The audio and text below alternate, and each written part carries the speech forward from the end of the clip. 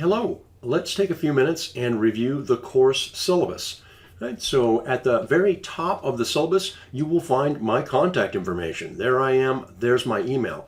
My office hours will be listed at the top of the current syllabus. You can download the current syllabus right here on Canvas on the syllabus link.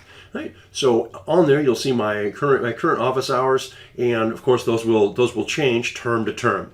You'll also see on there the name of our lab instructor. You'll also want to see the name of the lab instructor on their current syllabus. Yeah, it's a grad student and they graduate now and then, and we have to get new lab GEs in. This is the email for the lab instructor. One very important thing for you to understand is that absolutely anything in this course you can email me about, except lab matters. All right, so if you have a question about maybe when a lab is, you've got an excused absence, you would like to switch a lab, something like that, right? So that needs to be that request needs to go to the lab instructor at this email right here, lcbba240a@uoregon.edu. If you email me about anything having to do with labs, I will simply forward that to the lab instructor, and you will lose a day or two in that communication. Same goes with if you email the lab instructor about a course item, they will just forward the email over to me. So make sure you're sending your emails to the appropriate person. I'm going to scroll down to the second page to the resources required for the course. Oh, you will need an iClicker. You can, wherever you get an iClicker, that's just fine. You can't use the subscription service, but you need to use an iClicker 1 or 2. Most people are using 2 these days. If all you have is an iClicker 1, that will work also. So you need to get yourself an iClicker. You can purchase one at the bookstore, used, online, borrow one from a friend, whatever you want to do, but you need an iClicker for class starting in class 1B.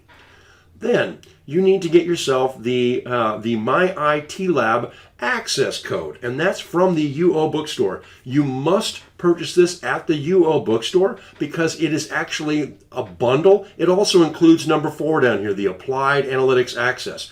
Do not buy My IT Lab on Amazon, online, or anything like that. You have to buy it from the UO bookstore. Now, here it says Office 2016 because that's what we're using now as I'm shooting this video. If you're watching this video in 2020 or later, we may have moved to Office 2019. That's just fine because what you're going to do is, here in number 3, you are going to download the most recent version of Office from Office 365 for free at office.uoregon.edu. Because you're a student, you're allowed to download that through the school, and you will get the most recent version of Excel for your PC or your Mac by going there.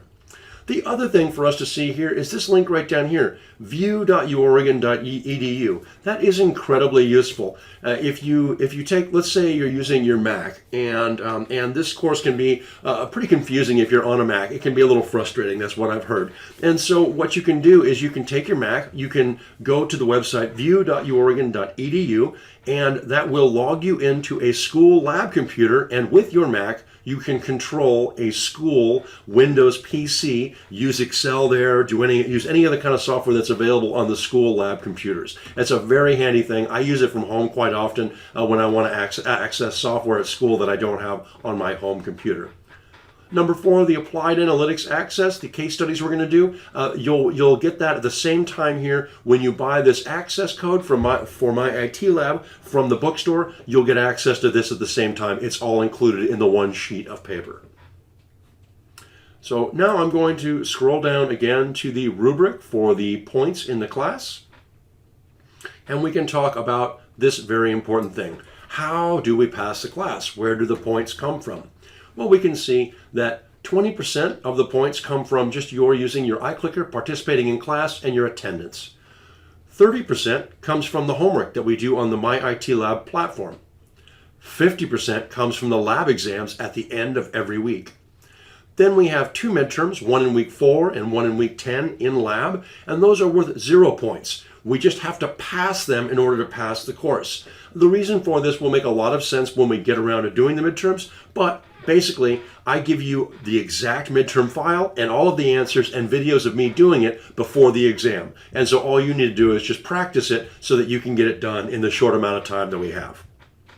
So how do you pass the class? Well, we can see that right down here. You need to earn 82.5% of the points in the class and pass both the midterms in order to pass the course. This might sound easy, but it's really not. It can be pretty challenging to get 82.5% of the points, and so there is an easier way to pass the course. Right here, 3 or fewer scores of 0. Every time that you don't do an assignment in a class, you will get a 0. If you don't come to class and use an iClicker, if you don't do a homework, if you don't show up for lab, you'll get a 0. If you keep that number of zeros below 4, you will pass this class. Right?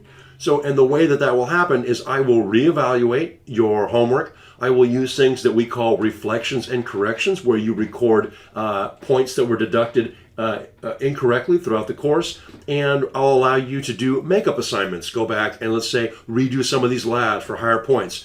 If you do the work in this class, you will pass. If you keep this number of zeros below 4, we will find a way for you to pass this course. I think that's only fair. It's a pass, no pass class. If you do the work, you should pass. If you have more than 3 zeros, you can still pass the course. You just have to earn 82.5% of points all on your own. If you have more than 3 zeros, you're on your own. If you have less than 4 zeros, I will help you pass the course. Let's go down to the very last thing in here and see that the very last 2 pages, or last page of the syllabus, is a schedule of what we're doing in the class. I highly recommend that you print this out and keep this next to your workstation, wherever it is that you do your work. It can be very useful to be able to glance at it and see what's going on. One thing that does change is, of course, we have the MLK holiday in winter, but then in fall we have Thanksgiving down here, and then in spring we have Memorial Day. That's also a little later in the course, so the holiday will change depending on the course you're in.